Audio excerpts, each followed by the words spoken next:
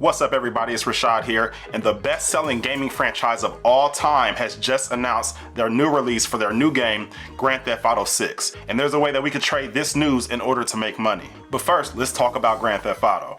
Grand Theft Auto is the best-selling gaming franchise of all time, and Grand Theft Auto 5 is the best-selling single video game of all time. If we take a look at this chart here, we can see that Grand Theft Auto 5 alone, which was released in 2013, has sold over 185 million copies. And with games these days typically being priced anywhere from $60 to $70, that has helped Grand Theft Auto bring in over $8 billion off of one single video game alone. And we can see here from this article by visualcapitalist.com, it says in 2008, Grand Theft Auto 4 cost around $100 million, already a budget that rivaled big Hollywood releases. However, with 25 million copies sold, the game earned nearly $2 billion, a five-fold return on the production cost. 5 years later, Grand Theft Auto 5 cost more than $200 million to make, twice GTA 4's budget. A decade after its release, Grand Theft Auto 5 has generated close to $8 billion with hundreds of millions in annual revenue from subscription and in-game purchases, a model that its successor is sure to follow. In fact, subscription fees and in-game purchases represented 78% of Take-Two Interactive's revenues in 2023. Now, just so you can visualize how big selling $8 million worth of a single video game is, I want to show you here the lifetime grosses of the top-selling movies of all time. The best-selling movie of all time is Avatar at $2.9 billion. And then Avengers Endgame at $2.8 billion, and then Avatar The Way of Water at $2.3 billion. So Grand Theft Auto 5 has brought in almost as much revenue as the top 3 best-selling movies of all time. In fact, Grand Theft Auto 5 is the best-selling entertainment product. It brought in over $800 million within the first 24 hours of its release and hit $1 billion in just 3 short days. And of course, as we mentioned before, as of 2023 has brought in over $8 billion. If we head over to Rockstar's Instagram page, we can see that they posted a picture just announcing that the trailer for the game was coming, and that single post gathered 6.6 million likes and over 104,000 comments. So this alone just shows you the magnitude and how big this game actually is. And Take-Two Interactive, the company that owns the Grand Theft Auto franchise, had an interesting thing to say during their last earnings release, so let's take a look. They said, "We also issued guidance for fiscal 2024, which includes net bookings in the range of $5.45 billion to $5.55 billion. Our forecast reflects the challenging consumer backdrop, as well as an extension of the development timelines for several high-profile, long-awaited titles in our pipeline. We believe that we will enter our next phase of growth in fiscal 2025, which is also when Grand Theft Auto will be released, as we plan to deliver several groundbreaking titles, and we anticipate we will set new standards of quality and success and enable us to deliver over $8 billion in net bookings and over $1 billion in adjusted unrestricted operating cash flow. We expect to sustain this momentum with additional growth in operating performance in fiscal 2026. So this is huge. They went from saying they would bring in $5.5 billion in 2025 to now saying they expect at least $8 billion. That is an almost 45% increase in the revenue that they are expecting. So let's take a look at the company's fundamentals and determine, 1, is it a good investment for us? And 2, if not, is there a good options trade that we can use in order to make money off of the launch of Grand Theft Auto 6? So we're now over here at Ticker Terminal, and we can see that over the last year, it has gone up a lot. The stock price has gone up quite significantly, 46% over the span of the past year, which I'm assuming probably some of that is due to the anticipation of Grand Theft Auto 6. Now, I personally have 5 factors that I look at when analyzing the fundamentals of a company. And the very first thing is price to free cash flow. I want the price to free cash flow to be under 30. So let's take a look. We'll head to valuation. Now, if we scroll down, we can find right here market cap divided by free cash flow. That is price to free cash flow, and we can see that it is currently at 19. So that hits a check for us. As long as it's under 30, we can move on. If it's over 30, then it's a bit too expensive for my liking. But now this is a check, so we can move on. The second thing that I look for is a return on invested capital above 10%. Now, return on invested capital shows you how much of a return that management has achieved with the money that you have invested into the company, plus the amount of debt that the company has. So if we go over here to financials, then select ratios, you can see right here, return on capital is currently -3. So that is not good. However, if we look at all of the previous years prior to this year, they were all above 10%. And so that would be something for us to note. We could do a deeper dive and look into their financials and see why this year's ROIC seems to be taking a hit compared to the other years. Third thing I want is growing revenue and free cash flow. So we'll head over to the income statement. This will show us their revenue.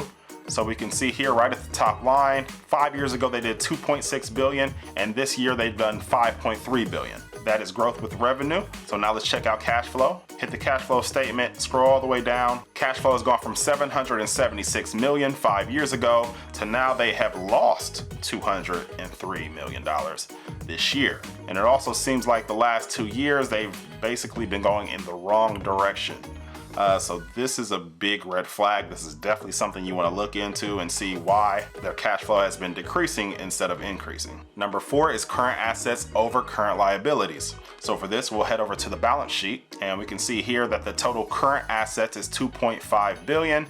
If we scroll down, total current liabilities is 3.8 billion. So this is another red flag. They have more debt than they have cash on hand. So this is no different than an individual. If you per se have more debts and more bills than you have cash, then you're in a bad financial position. And if it gets really bad, you might even consider bankruptcy. So the fact that they have more total current liabilities than total current assets is a red flag, so that's something we can look into as well. Now the fifth and final thing that I look at is, are their shares increasing or decreasing? Typically you want a company buying back their own shares so they can give you, the owner, a bigger portion of ownership in the company. But if they're doing the opposite, if they're issuing more shares, they are decreasing your ownership in the company and diluting you. So let's take a look.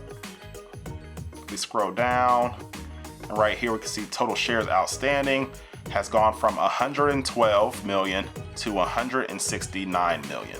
They are diluting their owners. This is also a very, very bad thing. So for me personally, because of the decreasing cash flow, the debt, and the huge increase in shares outstanding, I don't think this will be a good investment for me. And I wouldn't want to just purchase shares of the company outright.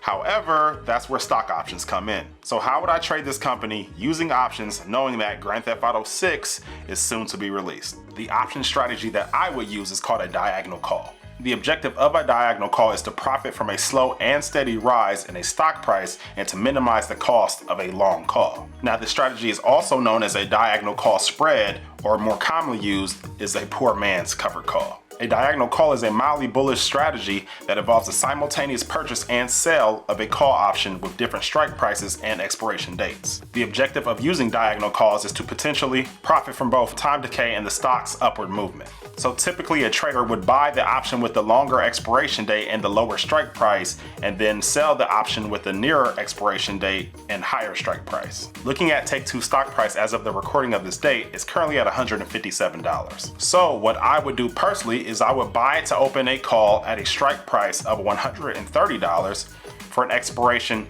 2 years out or 24 months from now, and looking at the current premiums, that would cost me about $49.90.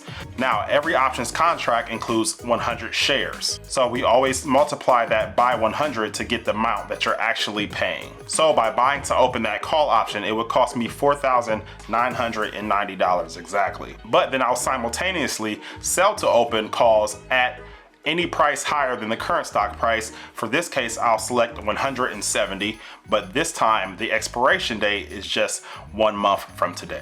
And for that, I will be paid 82 cents. However, again, every options contract has 100 shares, so we'll times that 82 cents by 100, and you get $82 that I will receive for selling to open that call option. Now you're probably thinking, why did I select the $130 strike price when I could have picked a higher strike price in order to pay less money? Well, there are a few reasons for this. One is I always select a strike price at least 10 to 20% in the money, because one, this lessens the impact of time value decreasing on you as time moves on. But also, if the trade were to go against you and let's say the stock price decreases some instead of increasing, well, as long as it's above that $130 strike price by the expiration date, I could exercise that contract in order to just buy 100 shares, essentially allowing the trade more time to pan out. Now, ideally, what we want Take-Two stock price to do is to slowly increase over time. The best case scenario is that after that 1 month period is that Take-Two stock price will be just under $170. If that's the case, then the sold contract just expires worthless and we keep our $82, and the long call that we purchased has increased in value. Let's take a look at what that would look like. So as you can see from this profit and loss graph, the best case scenario would be if the stock price rises all the way up to where our short call strike is, which is $170. In this case, the short call just expires worthless, and then the month after you can write another short call in order to bring in more income. Now, best case scenario is this keeps happening over the entire 24-month period, and you continuously, month after month, receive more income from these short calls, and what it ends up doing is essentially paying for the entire long call. So it's almost like you have received 100 shares of a company for free, or even in some cases, you'll even be paid in order to do so. Now, that is the best case scenario. Scenario number 2 would be if the stock price went above the $170 call strike.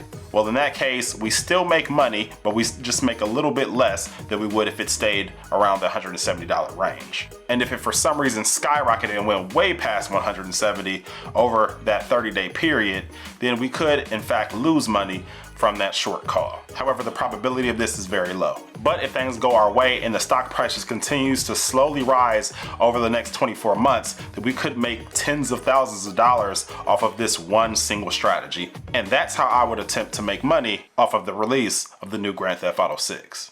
If you're looking to learn more ways on how to make money in the stock market by trading options, then I would like to invite you to my online course and community called Trade to Freedom. In this course, I'll show you exactly how I use stock options in order to generate multiple six figures per year. You can find the information in the description below. I hope to see you there. Talk to you soon.